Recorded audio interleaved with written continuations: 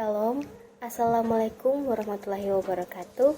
Perkenalkan, nama saya Karneti Milaar, NIM 2114201019, kelas A1 semester 6, Fakultas Keperawatan di Universitas Pembangunan Indonesia, Manado. Saat ini saya akan menyampaikan materi mengenai gizi seimbang. Tujuan dari pembuatan video ini yaitu untuk memenuhi tugas ujian tengah semester mata kuliah keperawatan keluarga dengan dosen pengampu Nurse Michelle Kairupan, Eskep MKes. Susunan pangan sehari-hari yang mengandung zat gizi dalam jenis dan jumlah yang sesuai dengan kebutuhan tubuh, dengan memperhatikan prinsip keanekaragaman pangan, aktivitas fisik, perilaku hidup bersih, dan mempertahankan berat badan normal untuk mencegah masalah gizi.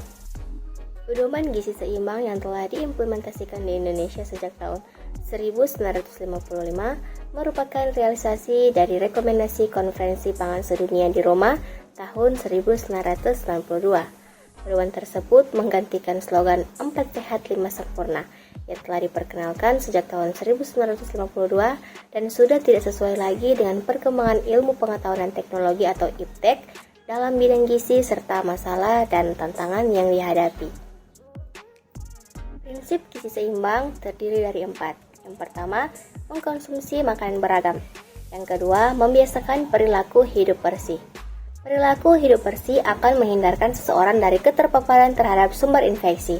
Contoh, selalu mencuci tangan dengan sabun dan air bersih mengalir sebelum makan, sebelum memberikan ASI, sebelum menyiapkan makanan dan minuman, dan setelah buang air kecil dan besar. Menutup makanan yang disajikan akan menghindarkan makanan dihinggapi lalat dan binatang lainnya serta debu yang membawa berbagai kuman dari penyakit. Selalu menutup mulut dan hidung bila bersin agar tidak menyebarkan kuman penyakit. Dan selalu menggunakan alas kaki agar terhindar dari penyakit cacingan. Yang ketiga, melakukan aktivitas fisik. Yang keempat, mempertahankan dan memantau berat badan normal. Berat badan normal adalah yang pertama untuk orang dewasa, jika IMT 18,5 sampai 25,0 dan bagi anak balita dengan menggunakan KMS dan berada dalam pita hijau. Yang pertama, syukuri dan nikmati aneka ragam makanan. Dengan bersyukur dan menikmati aneka ragam makanan akan mendukung terwujudnya cara makan yang baik, tidak tergesa-gesa. Dengan demikian, makanan dapat dikunyah, dicerna dan diserap oleh tubuh lebih baik. Yang kedua, banyak makan sayur dan buah-buahan.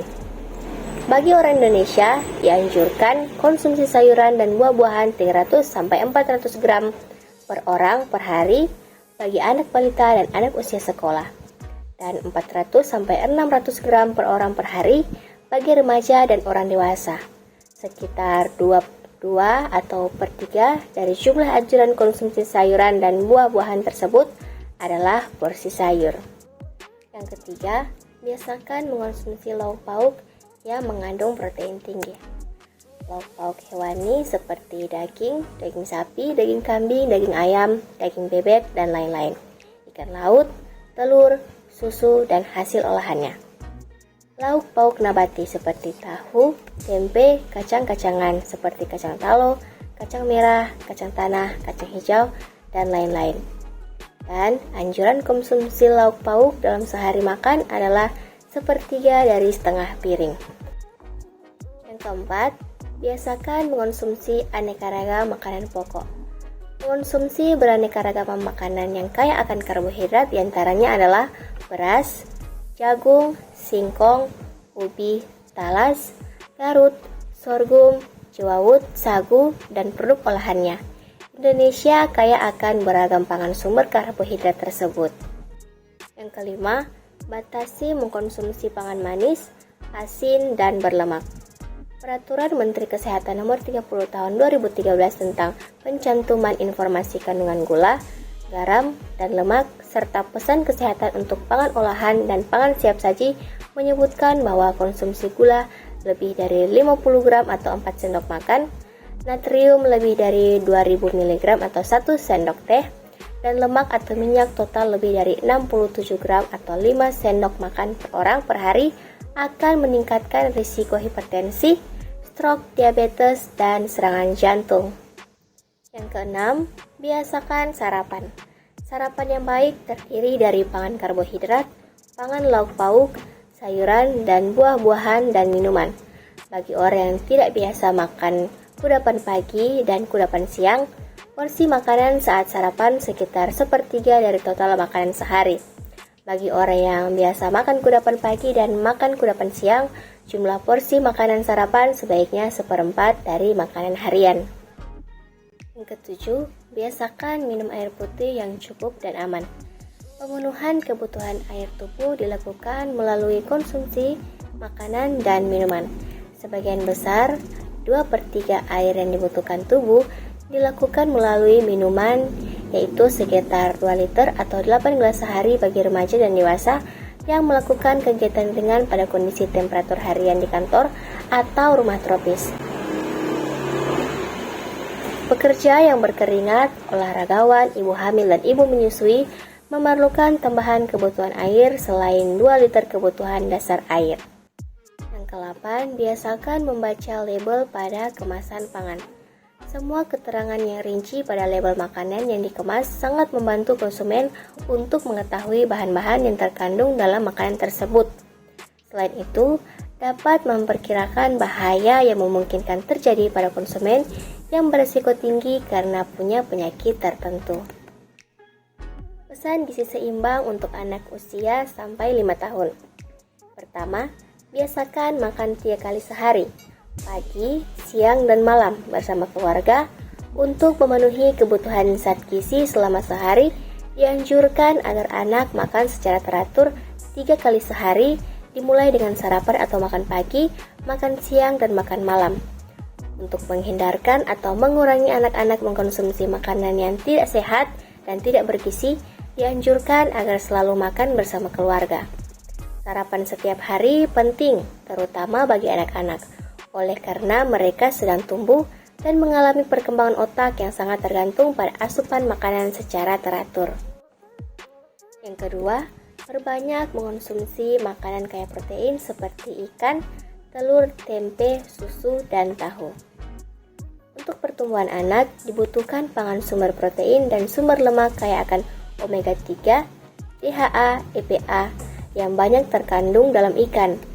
Anak-anak dianjurkan banyak mengonsumsi ikan dan telur karena kedua jenis pangan tersebut mempunyai kualitas protein yang bagus. Jika memberikan susu kepada anak, orang tua tidak perlu menambahkan gula pada saat menyiapkannya. Pemberian susu dengan kadar gula yang tinggi akan membuat selera anak terpaku pada kadar kemanisan yang tinggi. Pola makan yang terbiasa manis akan membahayakan kesehatannya di masa yang akan datang. Yang ketiga, perbanyak mengonsumsi sayuran dan buah-buahan. Keempat, batasi mengonsumsi makanan selingan yang terlalu manis, asin, dan berlemak. Yang kelima, minumlah air putih sesuai kebutuhan. Untuk mencukupi kebutuhan cairan sehari-hari, dianjurkan agar anak minum air sebanyak 1.200 sampai 1.500 ml air per hari. Yang keenam, biasakan bermain bersama dan melakukan aktivitas fisik setiap hari. Permainan tradisional dan bermain bersama dan melakukan aktivitas fisik dalam bentuk permainan dapat mengusir rasa bosan pada anak dan merangsang perkembangan kreativitasnya. Hal ini akan mendukung tumbuh kembang dan kecerdasan anak.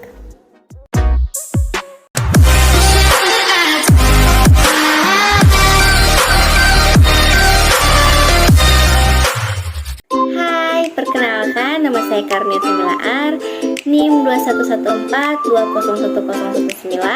Saya adalah salah satu mahasiswa aktif di Universitas Pembangunan Indonesia Manado, Fakultas Keperawatan, Program Studi Ilmu Keperawatan. Siapa nih yang mempunyai cita-cita untuk menjadi perawat profesional? Berbicara mengenai perawat, di Universitas Pembangunan Indonesia Manado memiliki Fakultas Keperawatan dengan 2 program studi, yaitu yang pertama program studi ilmu keperawatan dan yang kedua program studi nurse. Jadi tunggu apa lagi? Mari bergabung dengan kami di UNPI Manado.